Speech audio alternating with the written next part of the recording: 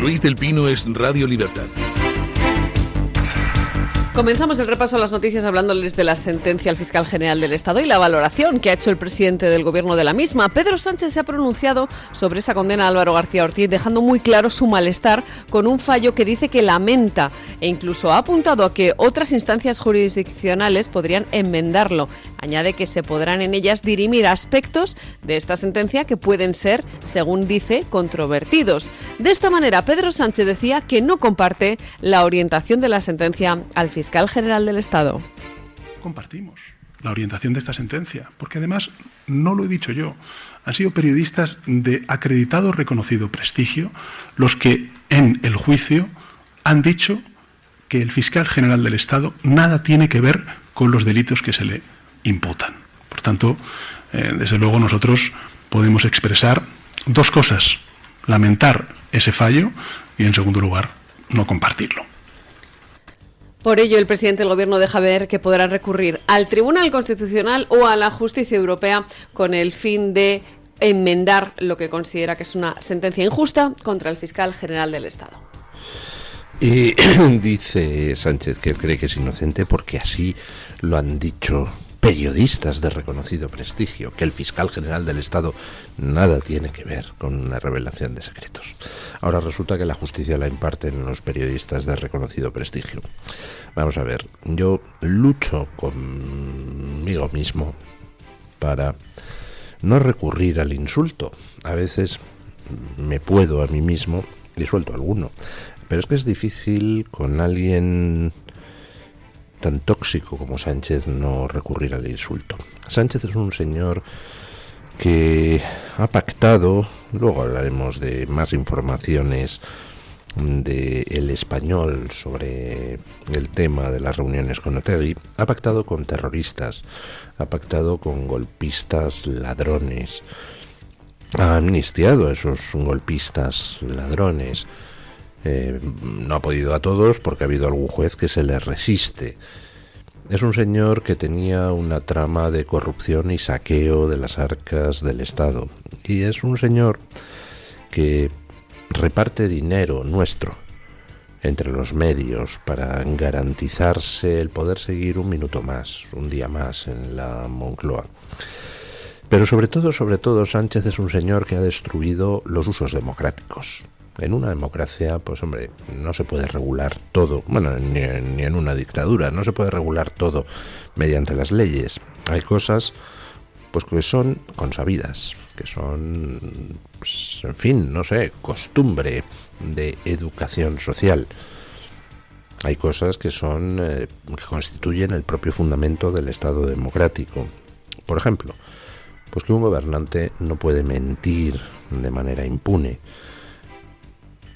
en cosas importantes, no puede hacer justo lo contrario de lo que promete en campaña sin volver a convocar elecciones para preguntarle a la gente si le parece bien el giro. No puede dedicarse a romper los convenios habituales, como por ejemplo, pues que si le imputan a un tío de tu partido y va camino de sentarse en el banquillo en breves semanas, no le puedes presentar como candidato. Si imputan a tu fiscal general del Estado, pues tendrás que cesarle hasta que se aclare el tema. Luego podrá ser inocente o culpable. Sánchez lo ha roto todo. Le importa todo tres bledos. Pacta con los enemigos exteriores de la nación, imputan a su mujer y lleva 2 años sin dar explicaciones, sin en una rueda de prensa explicar punto por punto las actividades de su mujer. Es alguien que se dedica a amenazar a aquel que le molesta. Sánchez no es un líder ya legítimo. Sánchez no es un líder democrático. Sánchez es un señor que está rompiendo todas las normas de convivencia. Y la reacción a la condena del delincuente de García Ortiz es una vuelta más de tuerca. Lo que están haciendo Sánchez y sus palmeros subvencionados, toda esa legión de supuestos periodistas a los que alimenta con cantidades enormes de dinero, cuyos hijos coloca por distintos sitios, pues la reacción de todo ese mundillo, arremetiendo una vez más contra las instituciones, no plegando velas, no aceptando la condena de García Ortiz, sino tratando de destruir la reputación de los jueces, dinamitar el Tribunal Supremo. Realmente son 4 gatos. Eso sí, disponen de nuestro dinero como les da la gana. Y bueno, hacen mucho ruido, maullan mucho cuando les pisan el rabo, pero son 4 gatos. No se puede permitir que Sánchez continúe destrozando las instituciones. Por eso les preguntamos hoy en la encuesta si no ha llegado el momento de que todo el mundo menos los 4 palmeros paniaguados de Sánchez, todo el mundo, políticos, periodistas, empresarios, líderes sociales, ciudadanos del común, todo el mundo debería hacerle el vacío a Sánchez. Sánchez tiene que irse a su casa. Está deslegitimado para gobernar y está dañando las instituciones. Y hombre, pues bastante frágiles son las democracias como para que este cara dura, este corrupto, este jefe de ladrones, este aspirante a autócrata siga haciendo daño a España. Dice que él sigue creyendo en la inocencia del fiscal general del Estado. ¿Y a quién leche le importa lo que usted crea? El Tribunal Supremo ha dictaminado que García Ortiz es un delincuente. Y además, que las pruebas son evidentes. O sea, en fin, hemos llegado ya hasta el punto donde nos dicen que es que borró el móvil porque era inocente. Váyase a freír espárragos. Deje de reírse de nosotros y de faltarnos al respeto. Yo desde aquí pues exhorto a todo el mundo a inaugurar ese boicot a Sánchez y a su gobierno. Hay que hacerles el vacío en todas partes. Ningún periodista, salvo los paniaguados, y para ponerse en evidencia, debería ir a sus ruedas de prensa. Ningún empresario acudir a sus aquelarres. Ningún político fotografiarse contra él, con él, ni con los miembros de su gobierno. Sánchez tiene que irse a su casa. Ha pasado hace mucho tiempo todas las líneas rojas. Y lo malo es que ahora parece que tienen la tentación de arremeter contra las instituciones y demolerlas, como Sansón en el templo, tirar de las cadenas para romper las columnas y que el techo caiga sobre todos. Pues mira, no. Sánchez a su casa. Por jefe de ladrones, por incompetente, por traidor a España y porque no cree en la democracia y pretende destruirla. Así que por todo eso, fuera. Y hay que empezar a comportarse con él y su gobierno como si no fuera presidente del gobierno, porque no lo es. Hace tiempo que ha perdido la legitimidad. Bueno, una buena noticia, hombre, para empezar la semana. La cumbre de la ONU termina en fracaso. El principio del fin de la estafa climática comenzó cuando Trump llegó a la Casa Blanca y vamos aceleradamente camino de desmontar este tinglado en el que tantos canallas corruptos han hecho tanto dinero jugando con el miedo de la gente y con sandeces anticientíficas como que estábamos destruyendo el planeta, pero solo los occidentales. O sea, China emite más CO2 y consume mucha más energía, incluyendo consumo per cápita, que Estados Unidos y la Unión Europea juntos, pero los que destruimos el planeta somos los occidentales. Bueno, todo esto se está acabando ya. Se terminó la función y la temporada no da más de sí. Escuchen. Termina la cumbre climática de Brasil, la llamada COP30 de Belén, firmando un documento final que no tiene ninguna referencia a los combustibles fósiles. El texto llama de forma genérica a aumentar la ambición de las acciones para enfrentar el calentamiento global y dice que reafirma el compromiso con el Acuerdo de París y con la meta de limitar el aumento de las temperaturas. Concretamente, a lo que se comprometen es a que las temperaturas no suban más de 1,5 grados y no habla en ningún momento de los hidrocarburos, por la negativa rotunda de los países árabes, entre otras cosas, a incluir este tema. Para que se hagan una idea, respecto a la COP28 de Dubái, la que se celebró en el año 2013, ya hay un cambio histórico, ya que en su momento se habló del uso de combustibles fósiles que era irreversible, y pasado ese tiempo ya ni se menciona. Bueno, total, que se reúnen en Brasil, se lo pasan estupendamente allí, se juntan, se dan palmadas en el hombro para decir lo mucho que les gusta haberse conocido unos a otros, y al final hacen un documento donde dicen que hay que luchar, hay que ser más ambiciosos en la lucha contra el cambio climático, porque hay un cambio climático. Y dices, ¿y quién lo provoca? Ah, el documento no lo dice. Han borrado toda referencia a que son los combustibles fósiles los que queman, los que provocan el cambio climático, con lo cual ahora resulta que tenemos un documento que insta a actuar contra un problema cuyas causas no se identifican. Vamos, que sigamos dedicando dinero, pues no sé, ¿para qué? Para investigar cuál es la causa, porque si ya no son los combustibles fósiles, ¿y por qué no se incluyen en el documento los combustibles fósiles? Pues porque 80 países, les recuerdo que eso es pues la mayoría absoluta de países,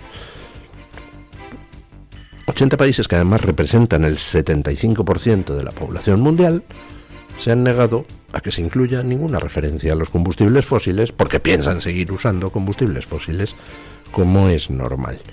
Porque los combustibles fósiles son riqueza y son vida. Y si podemos actualmente tener una esperanza de vida de 80 años en muchos países del mundo, es gracias a los combustibles fósiles. Y gracias a los plásticos nuestra civilización ha avanzado hasta donde ha avanzado. Y gracias a todas esas actividades humanas que durante 30 años nos han pretendido convencer de que eran perniciosas, bueno, pues gracias a ellas, hoy en día podemos vencer enfermedades y vivir mejor de lo que vivían hace 5 siglos nuestros antepasados. Y toda esta panda de canallas que por motivos políticos han estado intentando utilizar el clima para arruinar a Occidente, pues ya se están quedando sin combustible. Oiga, lo de que de repente llegue alguien a la Casa Blanca y empiece a cortar el grifo de las subvenciones que van a toda esta basura, pues ha tenido un efecto enormemente benéfico. Para empezar, busquen ustedes en Google Trends a ver las tendencias de búsqueda de todos los términos relacionados con el cambio climático, para que vean ustedes cómo han caído en picado. En cuanto dejas de meter pasta para la estafa, pues la gente se va a buscarse los garbanzos a otros sitios. A mí lo único que me fastidia es que no vaya a acabar gente en la cárcel y que no se vayan a tomar medidas ejemplarizantes, como por ejemplo al jeta de Al Gore retirarle el premio Nobel de la Paz. Sí, hombre, sí, el cretino ese que dijo en 2007 que para 2014 se habría acabado el hielo del Ártico. Le dieron el premio Nobel de la Paz por soltar mamarrachadas que por supuesto no han tenido lugar. La colección de predicciones de agoreros climáticos que por supuesto no se han cumplido daría para escribir 65 tomos. Y lo peor es que todavía hay tontos que siguen comprando la mercancía. Luego hay otros muchos que no, de tontos no tienen un pelo, viven de eso. En fin, lástima que no acabe gente en la cárcel por esto que es la estafa del timo de la estampita, pero a lo bestia. Bueno, parece que Trump, después de pacificar Gaza, aunque no lancemos todavía las campanas al vuelo, pues también va a pacificar Ucrania. Mucha confusión en los últimos días, un plan de paz de 28 puntos, que no se sabía quién lo había redactado, si Estados Unidos, si Rusia, si Estados Unidos y Rusia. Bueno, pues la confusión se va despejando. Ayer, comunicado conjunto de Estados Unidos y de Ucrania, pues respaldando el proceso de paz. Washington y Kiev han anunciado avances en las negociaciones para el plan de paz entre Ucrania y Rusia. Tras reunirse en Ginebra, ambas partes han asegurado que han definido un marco de paz actualizado y perfeccionado, que deberá ser aprobado, eso sí, por los presidentes Donald Trump y Volodymyr Zelensky, y que subraya que cualquier acuerdo debe garantizar la soberanía ucraniana y una paz justa y sostenible. El texto original de Washington había recibido algunas críticas por favorecer las exigencias rusas, como la reducción del ejército ucraniano o la cesión del territorio y la renuncia de Ucrania a entrar en la OTAN. El encargado de gestionar este acuerdo para la paz por parte de Estados Unidos es el secretario de Estado Marco Rubio, quien sostiene que pese a que quedan algunos puntos por resolver, se alcanzará un acuerdo antes del ultimátum fijado para el próximo jueves. Básicamente, ya se lo he comentado a ustedes en otras ocasiones, con este tipo de cosas se mezclan dos planos distintos, igual que hay un lenguaje y un metalenguaje, es decir, un lenguaje para hablar del lenguaje, pues con este tipo de juegos diplomáticos hay una negociación para hablar de las cosas directas y luego, por encima, hay otra capa de metanegociación, donde básicamente de lo que se trata es de que todo el mundo pueda vender a su opinión pública lo que se ha negociado con el menor coste posible. Evidentemente, para llegar a un acuerdo de paz, pues todo el mundo tiene que ceder. Tanto Putin tendrá que ceder y, por ejemplo, se le fija en la propuesta de plan de paz una zona buffer desmilitarizada, y tiene que renunciar a sus pretensiones de control de Ucrania. Ucrania va a tener que ceder territorio a Rusia, no quizá de forma jurídicamente válida, pero sí de facto. Ahí la cantidad de muertes por uno y otro bando es inasumible y vamos a un plan de paz. Pero Zelensky, ¿cómo justifica las cesiones ante su pueblo? Y Putin, ¿cómo demonios vende que después de haber perdido centenares y centenares y centenares de miles de hombres, pues al final ahí sigue Ucrania como país independiente? Y Trump, ¿cómo logra pues apuntarse el tanto él? Todos tienen sus intereses personales y de país, y se trata de ver cómo se concilia todo eso, cómo se llega a un acuerdo y cómo se vende de cara a la opinión pública cada acuerdo. Y ahí pues juegan su papel los globos sonda, las filtraciones, el sacar un documento que luego rebajas o no rebajas. Y bueno, pues ahora estamos en ese proceso. Ahora, hay un par de cosas a resaltar con respecto al plan de paz. En el fondo, si leen ustedes los 28 puntos, pues es lo que ya sabíamos. Al final se conseguirá algo similar a eso, no exactamente los 28 puntos que se han filtrado, pero algo similar. Y es lo que ya sabíamos, que que toda la negociación territorial partirá de la línea del frente, que por supuesto que Rusia se va a quedar lo que se merendó en 2014 cuando estaba Obama en la Casa Blanca, que al final pues habrá intercambios de prisioneros, devolución de los niños ucranianos que Rusia se haya llevado, que no se va a investigar judicialmente nada contra Putin, ni tampoco con las corrupciones del gobierno ucraniano. Todo eso ya lo sabíamos, pero ahora se plasma en un documento que parece ser que tiene el aval de Moscú. Les dije a ustedes que hasta noviembre, hasta que empezaran los fríos, no iba a querer Rusia detener su ofensiva. Parece que se cumplen los plazos. ¿Qué más podemos decir acerca de este acuerdo? Pues que, por supuesto, deja a Europa fuera de juego. Zelensky se ha reunido con los europeos y al final han sacado un comunicado. Bueno, también entra eso dentro del juego de las opiniones públicas y Europa intenta salvar la cara. Pero lo cierto es que Europa ya no pinta nada. Y no pinta nada por buenos motivos. Europa es una cueva de ladrones donde el que no cobra de Rusia cobra de China, y el que no cobra de China cobra de Estados Unidos, y por supuesto ninguno de ellos se dedica a defender los intereses de los europeos, ni les importa un bledo Ucrania ni los ucranianos, y prueba de ello es que mientras que con una mano mandaban dinero a Ucrania a través de ONGs que, en fin, me pregunto cuánto dinero se ha perdido por el camino, con la otra mano le compraban hidrocarburos a Putin para que Putin comprara armas con las que matar a los ucranianos, a los que las ONGs ayudaban. Europa es una basura. Y mientras pensemos que Europa puede tener una política exterior propia, pues Europa seguirá sumiéndose en la irrelevancia más absoluta. Europa solo tiene sentido como apéndice que es de Estados Unidos, y siento decirlo así, pero es que no somos otra cosa. Europa es una amalgama de estaditos, cada uno con sus intereses y con unas clases políticas enormemente mediocres, que no tiene una visión y que además, pues, cada 2 por 3 se pone a jugar en favor de las dictaduras externas. ¿Qué sentido tiene eso? Aquí hay una civilización occidental donde, nos guste o no nos guste, el emperador del mundo está en Washington.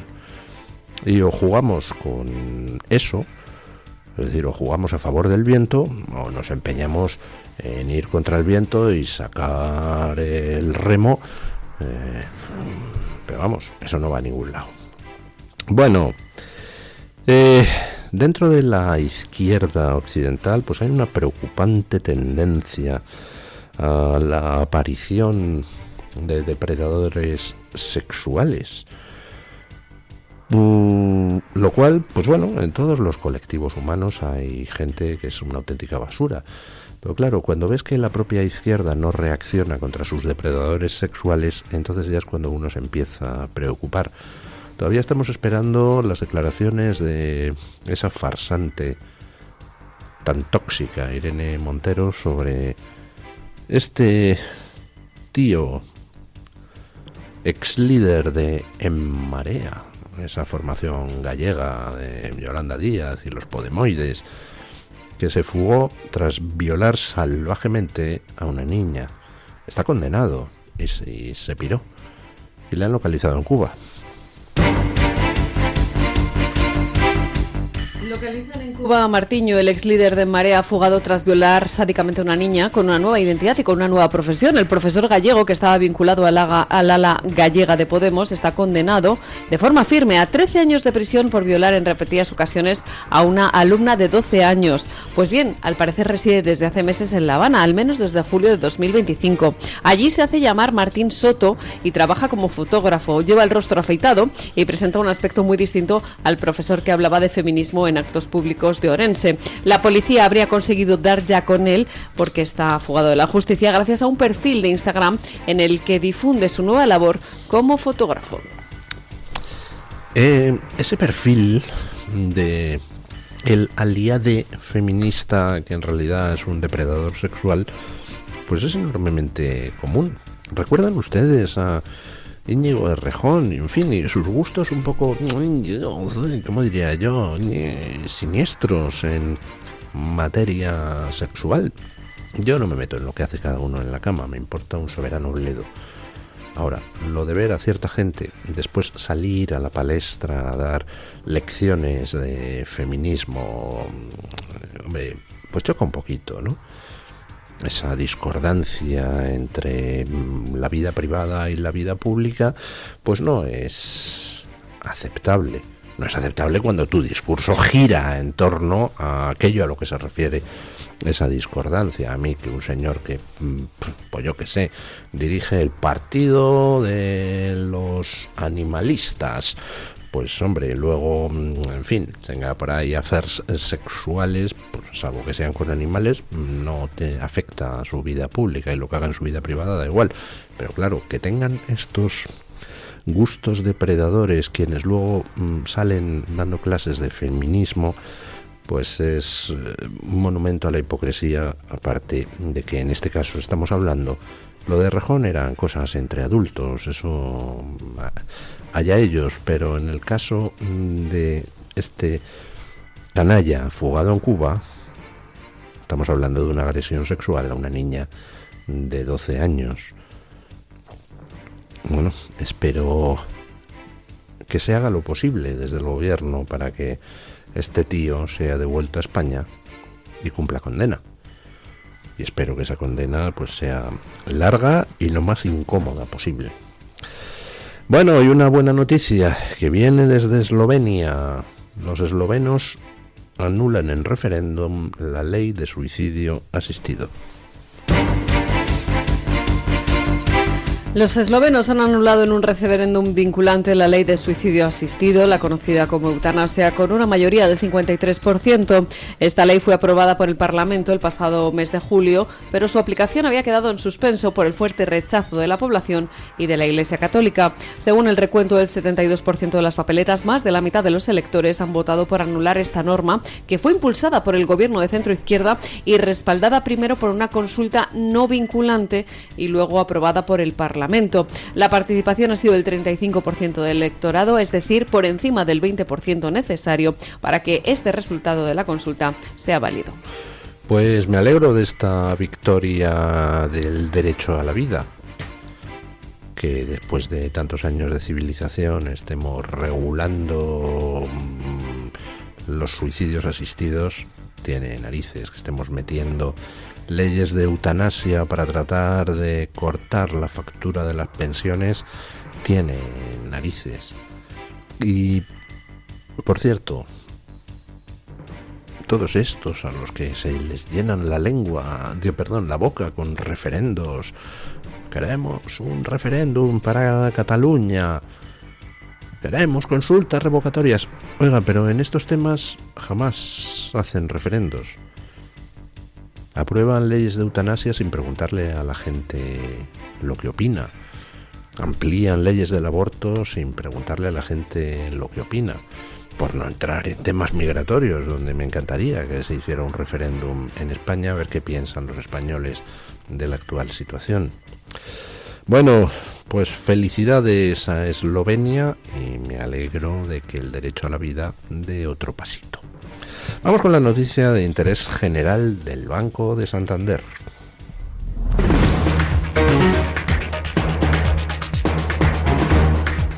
Banco Santander ofrece este espacio. Hoy en la noticia de interés general les hablamos del precio de la vivienda, que marca su registro más alto. El precio de la vivienda libre volvió a dispararse en el tercer trimestre, sube un 12,1% interanual hasta los 2.153 euros por metro cuadrado, es decir, el valor más alto desde que en el año 1995 comenzara a registrarse su evolución. Con esta subida el mercado supera ya el techo de la burbuja inmobiliaria de 2008. La tensión entre una oferta muy limitada y una demanda creciente, sumado al abaratamiento progresivo de las hipotecas, sigue empujando los precios hacia el alza. Madrid y Baleares encabezan el ranking, superando los 3.600 euros por metro cuadrado. Banco Santander ha ofrecido este espacio. Hola, soy Plex. Si algo me apasiona es dar vueltas, sobre todo al mundo. He dado tantas vueltas que he estado en más de 60 países. Pero a lo que no le doy ni una vuelta es a cómo conseguir el nuevo iPhone 17. Ven ahora al Santander y podrás disfrutar del nuevo iPhone 17 con renting desde 0 euros al mes. Consulta condiciones en bancosantander.es. Promoción válida hasta el 14 de enero de 2026. Santander, es el momento.